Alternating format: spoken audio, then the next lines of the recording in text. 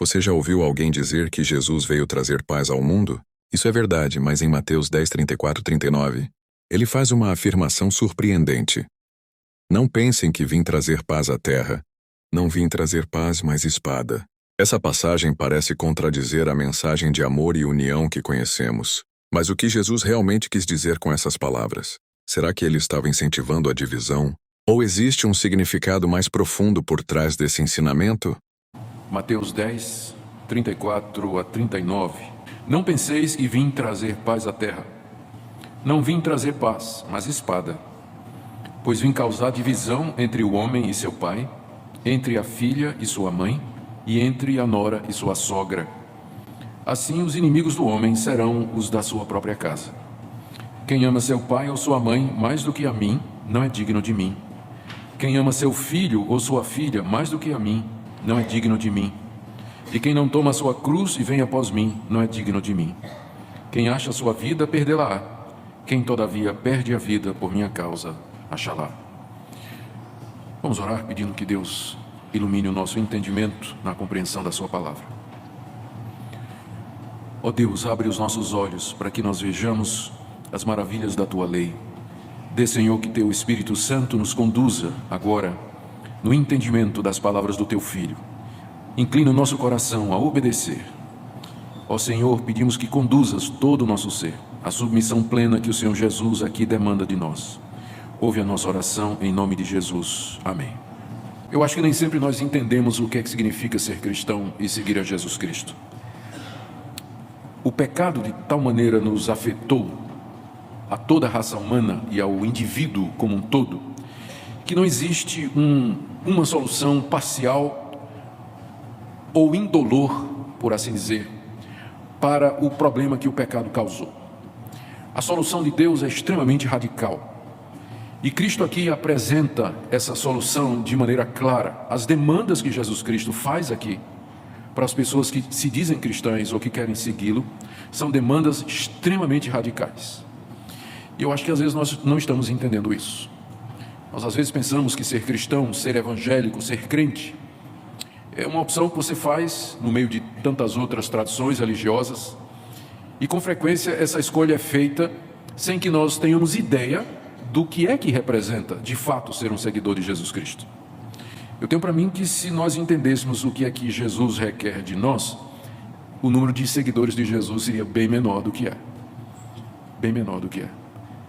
É exatamente porque existe tantos conceitos errados a respeito do que é ser cristão ou de quem é Jesus Cristo, que é preciso sempre voltar a esses ensinos básicos do Senhor, para que nós estejamos seguros de que de fato queremos ser cristãos e o que está envolvido nisso tudo. Jesus disse estas palavras aos seus discípulos quando os mandou em missão. A missão começa aí no capítulo 10, verso 1. Jesus chama seus 12 discípulos, lhes dá autoridade para os expelir e curar toda sorte de doenças e enfermidades. E verso 5, ele os envia com as seguintes instruções. E aí vem uma série de instruções que o Senhor deu aos discípulos, à medida que eles iam de cidade em cidade, de vila em vila, pregando e anunciando o Evangelho. Ele lhes dá algumas admoestações sobre como deveriam se comportar, como deveriam se conduzir nas casas que os recebessem, os encoraja diante das dificuldades. E aqui, no trecho que nós lemos, ele apresenta com clareza as demandas que serão exigidas não só dos 12 que ele está enviando, mas também daqueles que quiserem escutar a mensagem dos 12 e se tornar cristãos. São 3 demandas que Jesus faz aqui, nós queremos ver uma por uma. A primeira delas é que nós, se quisermos ser cristãos, nós temos que estar dispostos a sofrer por causa de Jesus. Devemos estar dispostos a sofrer por causa dele. Se nós estamos pensando que o cristianismo é uma religião que veio para nos livrar dos nossos problemas, nos trazer paz e tranquilidade e uma vida relativamente tranquila, nós estamos muito enganados. Porque aqui a primeira coisa que Jesus nos diz é que nós temos que estar dispostos a sofrer por causa dele. A razão, ele dá no verso 34, é que não devemos pensar que ele veio trazer paz à terra. Cristo não veio trazer paz à terra. Na verdade, ele diz aqui que ele veio trazer espada. Ele não veio trazer paz. Ele veio trazer espada. O que ele não quis dizer com isso? Quando ele diz que não veio trazer paz, nós não estamos aqui querendo dizer que o Senhor Jesus não trouxe paz de nenhum tipo, porque na verdade Ele trouxe paz entre nós e Deus, através do seu sacrifício na cruz, tendo pago a nossa culpa, sofrido o castigo que nos era merecido e justo. Ele nos reconcilia com Deus e nós temos paz com Deus. E por causa disso nós também podemos ter paz com outras pessoas. Mas o alvo dele, quando ele disse que não veio trazer paz à terra, é que ele não veio da sua primeira vez, da sua primeira vinda, estabelecer aquele reino messiânico de paz que os judeus tanto ansiavam e que os profetas prometeram no Antigo Testamento. Ele não veio resolver todos os problemas do mundo, quando ele veio a esse mundo, a essa terra, 2000 anos atrás. Ele não veio pregar paz e amor, como os falsos profetas na época dos judeus e nos dias de hoje, que querem transformar Jesus num arauto da paz. As figuras que fazem de Jesus com a pombinha branca, aquele rosto emaciado, olhos azuis, aquele olhar assim, ele veio trazer paz. Esse não é o Jesus viril que o Novo Testamento apresenta. O Novo Testamento diz, como ele diz, não pensem que eu vim trazer paz, eu não vim resolver os problemas do mundo agora, eu não vim instalar um reino onde todos vão viver em harmonia, eu não vim acabar com as guerras e as polêmicas, não foi isso que eu vim fazer. Então essa é a primeira coisa que a gente tem que esclarecer a respeito de Cristo. Como eu disse, Ele traz paz no sentido de que pelo seu sacrifício eu tenho paz com Deus e posso ter paz com outras pessoas, mas isso está longe, muito longe, de tornar Jesus uma espécie de pacificador ou uma pessoa que veio ao mundo para resolver todos os problemas do mundo e estabelecer um reino de paz. Pelo menos não foi isso que Ele veio fazer agora. Ao contrário, Ele diz, eu vim foi trazer espada. Eu vim foi trazer espada. O que é que Ele não quis dizer com isso? Quando Jesus disse que Ele veio trazer espada, Ele não está dizendo que veio fundar uma religião baseada na violência, como existem algumas que são baseadas na violência. Quando Ele disse que Ele veio trazer espada, Ele não quis dizer que nós deveríamos nos armar e lutar contra o resto do mundo. Ele também não quis dizer que nós deveríamos usar a espada ou armas para converter os infiéis pela força. De maneira nenhuma, Jesus Cristo está dizendo isso. O que Ele quis dizer com essa expressão, eu vim trazer espada à terra, é que por causa dele haveria muitos conflitos entre pessoas, cidades e até países. E que a sua pessoa seria motivo de discórdia, de debate, de polêmicas e inimizades. E a razão é a apresentação radical que Ele faz de si mesmo. Jesus se apresenta como sendo o Filho de Deus, como sendo o próprio Deus. Ele diz que Ele é o único caminho para Deus. Ele diz que sem Ele todos estão perdidos. Ele expõe a perdição da humanidade por causa dos seus pecados e diz que o ser humano sozinho não pode alcançar a felicidade eterna. Ele é o caminho, a verdade e a vida. Isso é colocar uma espada na mão de quem não acredita. Por afirmar estas coisas, os seguidores de Jesus despertam hostilidade, inimizade, ódio e perseguição da parte de quem não acredita. A espada que Cristo veio trazer não é para que os seus seguidores firam o mundo, por incrível que pareça, mas é a espada pela qual os seus seguidores serão feridos. A pessoa de Jesus provoca isso por causa das suas demandas radicais. A forma como Ele se apresenta, como sendo o Filho de Deus e o único em quem existe salvação. Fora dele não há possibilidade de salvação ou felicidade eterna. Essa espada, portanto, que é resultado de quem é Jesus, é tão profunda que ela corta inclusive laços familiares, como ele diz aqui no verso 35. Eu vim causar divisão entre o homem e seu pai. Existe uma relação mais querida do que pai e filho? Eu amo meu pai e eu amo meus filhos. E eu sei que vocês sabem o que é isso. Mas Jesus está dizendo que essa espada que Ele veio trazer, ela corta inclusive esse tipo de laço. Ele fala, eu vim causar divisão entre a filha e sua mãe. É também um laço terno, é um laço querido, profundo, não é verdade? Mas essa espada corta também. O terceiro laço pode parecer mais fácil. Entre a nora e sua sogra. Mas a gente sabe que tem sogras maravilhosas. A minha é maravilhosa. E eu entendo a dificuldade aqui também. O que o Senhor está dizendo é que a sua pessoa, quem Ele é, as suas demandas, o que ele representa, causa atrito entre as pessoas, polêmica entre as pessoas, a ponto de separar inclusive familiares. Veja como ele diz que haveria inimigos do homem, até mesmo em sua família, verso 36. Os inimigos do homem serão os da sua própria casa. Quer dizer, o que ele está dizendo aqui é que há pessoas que vão odiar tanto a Jesus e aos seus seguidores, a ponto de que, se o seu filho se tornar um seguidor de Jesus, o amor que ele tem pelo filho vai ser menor do que o ódio que ele tem por Jesus. Mesma coisa com relação de um filho para com seu pai, de irmãos. E isso tem acontecido ao longo da história, especialmente em períodos de perseguição aberta e oficial ao cristianismo. Durante o Império Romano, há histórias e mais história no livro dos Mártires, de mulher que entregou o marido, porque o marido se tornou cristão, entregou as autoridades para ser morto, de pais que renegaram filhos, entregaram os filhos para serem mortos porque se tornaram cristãos. Nos países comunistas, onde havia perseguição e há perseguição, há casos e casos de famílias que entregam seus membros para não serem mortos ou presos, membros que se tornaram cristãos em países islâmicos. Isso também acontece hoje. Famílias que se fragmentam, se dividem, se acabam porque um membro entrega o outro que se tornou cristão. Em resumo, o que Jesus está dizendo aqui é o seguinte: quem quiser ser discípulo dele tem que estar disposto a enfrentar a ira e a hostilidade do mundo e até mesmo da esposa, do marido, dos pais ou dos irmãos.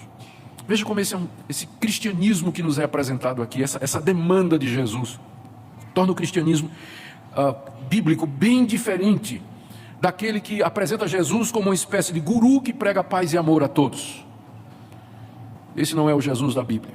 O Jesus da Bíblia, ele é muito claro com os seus seguidores. Ele está dizendo: na hora que você se tornar o meu seguidor, se prepare, porque a espada pode chegar até a sua casa, até o seu casamento, até o seu relacionamento com seus filhos, porque eu não vim trazer paz no presente momento, mas a espada, e os inimigos do homem serão o da sua própria casa.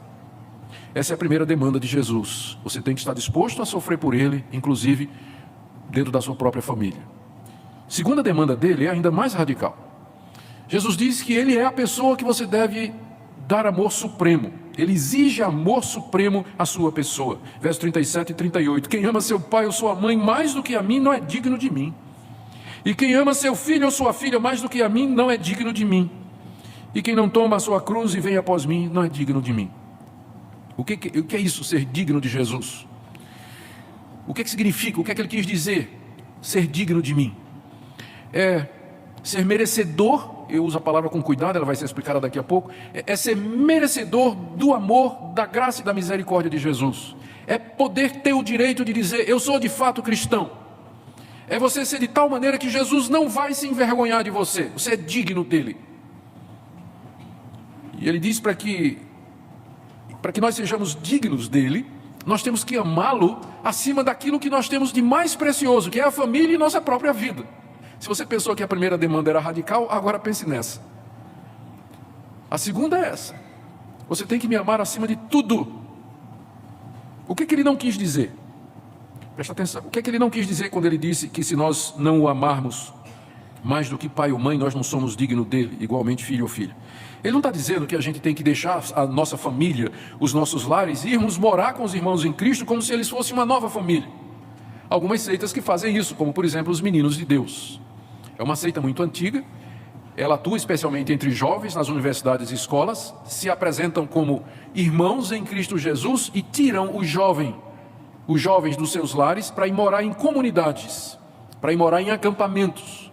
O jovem, o moço, a moça larga a família, larga o pai, mãe, estudos e vai morar com outros jovens em acampamentos, retiros que eles têm. É uma seita muito perigosa. Não é isso que Jesus está dizendo. Ele não está nos incentivando a abandonar nossa família, muito menos que negligenciemos as nossas obrigações com os familiares. Por exemplo, ele não está aqui encorajando você a se envolver tanto nas atividades da igreja que você esqueça as suas obrigações como esposa, como marido, como filho. Não é isso que ele está dizendo aqui. O que ele quer dizer com isso é que o nosso amor a ele, Jesus, deve superar qualquer outro amor que nós tenhamos, inclusive o amor aos parentes e familiares. Isso porque o nosso relacionamento com ele é superior aos laços familiares e terrenos. Isso é alguma coisa que nós precisamos entender muito claro. Esses laços terrenos aqui, familiares, eles um dia vão acabar. A relação pai e filho, mãe e filha, irmão e irmã, elas são pertencentes a essa vida aqui. Um dia, isso tudo vai acabar. E no novo estado, no novo mundo, na nova era que Deus está trazendo e que já inaugurou-se, essas relações familiares, elas desaparecerão. O que ficará é a sua relação com Deus e com os demais filhos de Deus. Então, aqueles que você hoje ama aqui, como filho, como irmão, como pai, como mãe, poderão não ser os mesmos que estarão nesse reino celestial. Se for, aleluia. Mas o que vai prevalecer na eternidade é a irmandade. É a família da fé. Veja como Jesus explicou isso numa ocasião, aqui no próprio livro de Mateus. Se você for mais adiante, no capítulo 12, 46 em diante. Falava ainda Jesus ao povo, e eis que sua mãe e seus irmãos estavam do lado de fora procurando falar. E alguém lhe disse: Jesus, tua mãe e teus irmãos estão lá fora e querem falar-te. Porém Jesus respondeu ao que trouxeram o aviso: quem é minha mãe? E quem são os meus irmãos? E estendendo a mão para os discípulos, disse: eis minha mãe e meus irmãos. Porque qualquer que fizer a vontade de meu Pai Celeste, esse é meu irmão e irmã. Esse é meu irmão, irmã e mãe. O Senhor Jesus disse que quem fizer a vontade do Pai, esse é o irmão, a mãe e a irmã dele. Colocando em segundo lugar o relacionamento familiar, o laço familiar que ele tinha com a sua mãe e os seus irmãos terrenos. Isso quer dizer que é este o relacionamento que vai prevalecer. E é por isso que o Senhor Jesus Cristo disse: você tem que me amar mais do que você ama seu pai, sua mãe, seu filho e sua filha. Porque essas relações haverão de passar. E a que vai permanecer por toda a eternidade é a relação que você tem comigo, Jesus, com Deus. O que ele está dizendo é que se chegar a ocasião que tivermos de escolher entre a nossa família e Jesus Cristo, a decisão deve ser em favor de Jesus Cristo. Assim nos tornaremos dignos dele. Alguns exemplos práticos. Seu marido fez alguma coisa errada e o erro dele está sendo confrontado por algumas pessoas. Você é cristã, você é crente, discípula de Jesus. Você sabe que seu marido fez uma coisa errada e as pessoas estão confrontando. E você toma o lado do seu marido, mesmo ele estando errado, contra a verdade de Jesus Cristo. A quem você está amando mais? Você está amando mais o seu marido do que a Jesus Cristo. Você pode ficar do lado do seu marido e dizer: querido, você sabe que eu te amo de todo o coração, mas nesse ponto aqui você está errado. Você está errado. Eu vou estar do seu lado, vou estar contigo. Se você tiver que ir preso, eu vou com você para a cadeia, mas eu vou dizendo que você está errado. A verdade é essa. Vamos resolver isso, vamos admitir isso, vamos corrigir isso. Tem pessoas que, nesse particular, elas preferem ofender a Cristo e a verdade e ficar do lado do familiar. Em resumo, o que ele está dizendo é o seguinte: quem quiser segui-lo tem que estar disposto a tomar a sua cruz. O resumo é esse aí. O resumo é esse aí do verso 38. Quem não tomar a sua cruz e seguir após mim não é digno de mim. A cruz era um instrumento de morte. Os condenados à morte, a cruz, morte de cruz naquela época, eles carregavam a cruz nas costas até o local da execução. Foi isso que fizeram o Senhor Jesus fazer até uma parte do caminho, até que o sireneu tomou a cruz de Cristo e levou.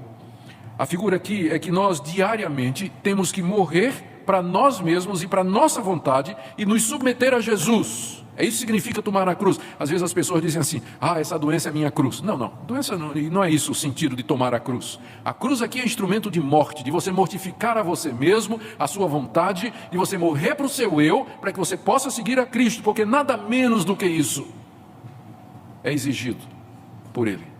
Ele quer amor supremo, dedicação suprema, maior do que o amor à sua família e maior do que amor a você mesmo, que é o ponto seguinte. Terceira demanda e a mais radical de todas. Verso 39. Quem acha a sua vida, perdê-la-á.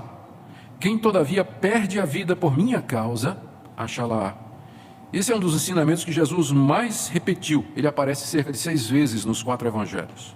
O que ele quis dizer com isso? Quem acha a sua vida vai perdê-la. Achar a vida significa ser bem-sucedido aqui nesse mundo de acordo com os padrões do mundo.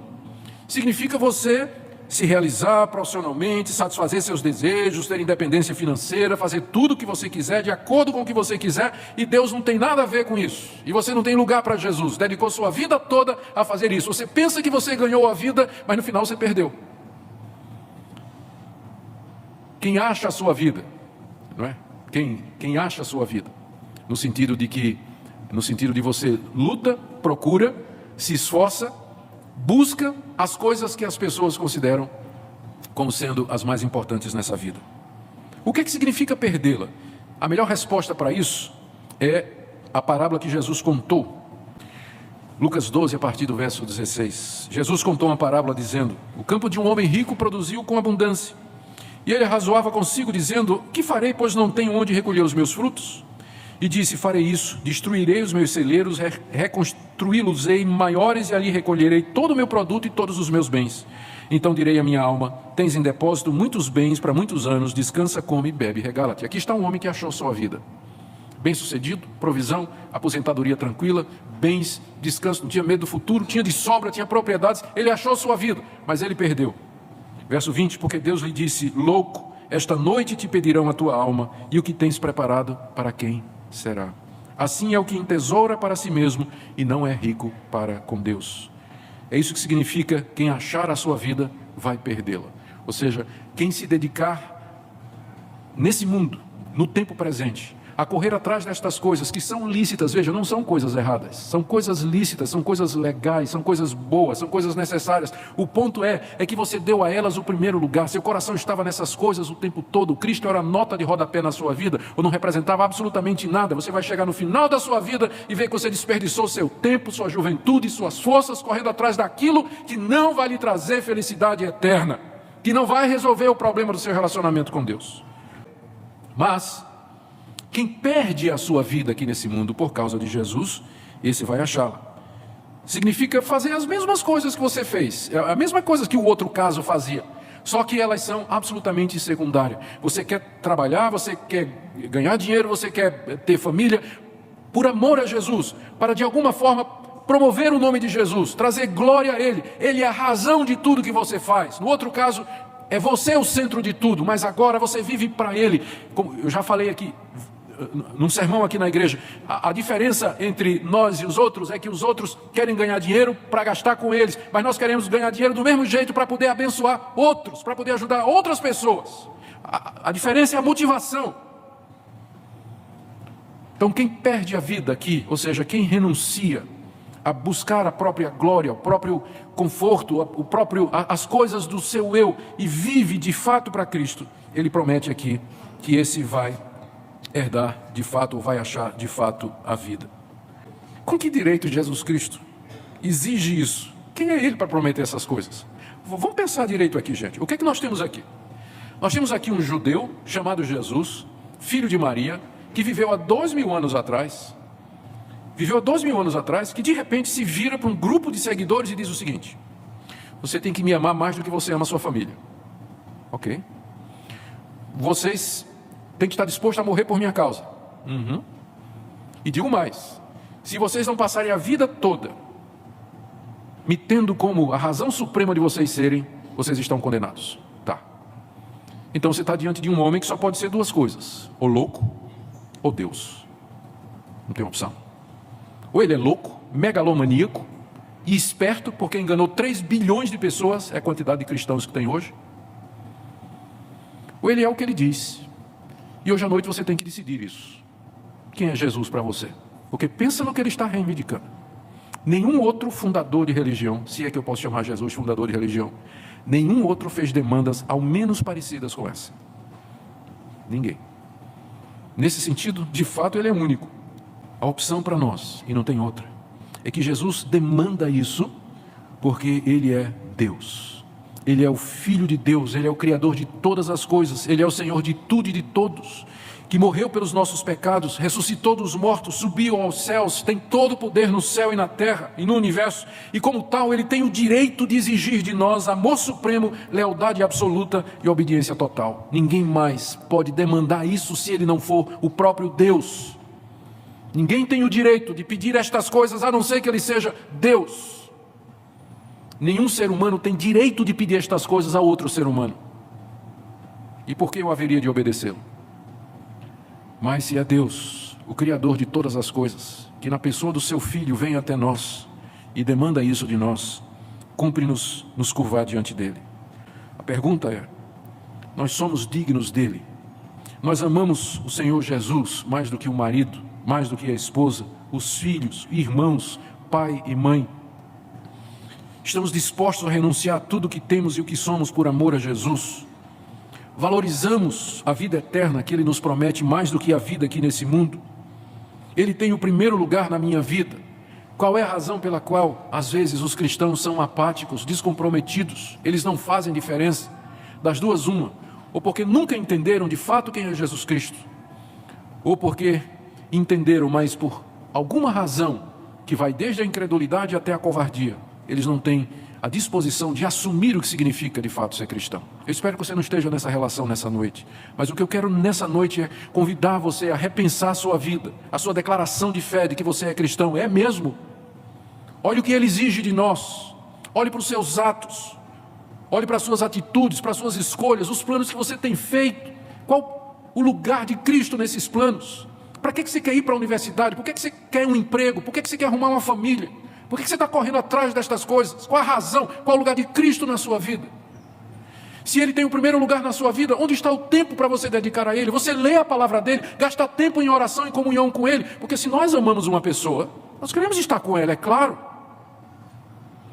Mas eu quero que você examine sua vida nessa noite, que nessa noite você tome uma decisão: ou eu sou um discípulo de Cristo nos moldes que Ele é, ou então é melhor fazer como muitos fizeram, e eu espero que não seja necessário, virar as costas e ir embora. Quando eles entenderam, muitos entenderam o que Jesus disse. Está lá no Evangelho de João, que quando Ele acabou de dizer quem Ele era, o que Ele queria, muitos viraram as costas e foram embora. Por isso que eu disse para vocês, se nós entendêssemos quem é Jesus, o número de seguidores dele seria bem menor. Porque Ele nunca esteve interessado em números. Nós é que ficamos, preocupados, vamos encher a igreja. Jesus nunca teve, Ele na verdade estava expulsando gente, dando gente para fora. Eu só quero que fique quem é mesmo, quem de fato me ama, quem entende. Esse eu quero, o verdadeiro adorador, não um consumidor do evangelicalismo brasileiro, mas eu quero um adorador, um discípulo de verdade. Se você está aqui nessa noite e você ainda não se dobrou diante de Jesus Cristo como Senhor e Salvador, eu queria convidá-lo a fazer isso nessa noite. Não deixe passar mais essa oportunidade que Deus lhe dá. Você acabou de ouvir a palavra de Deus, as demandas de Cristo, as promessas que Ele fez. Não há salvação de fato em nenhum outro. Ele é o Filho de Deus, Ele é o Salvador do mundo, e Ele lhe chama nessa noite para que você se curve diante dEle. Eu não estou pedindo para você dar uma chance a Jesus, como às vezes as pessoas fazem. Dê uma chance a Jesus, de jeito nenhum. Ele hoje à noite está lhe dando uma chance. Ele está lhe chamando hoje à noite pela palavra do Evangelho.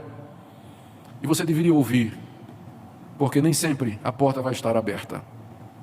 Que nessa noite você tome a decisão de se curvar diante dEle e confessá-lo como Senhor, entregar sua vida a Ele, e que Ele seja o amor maior da sua vida.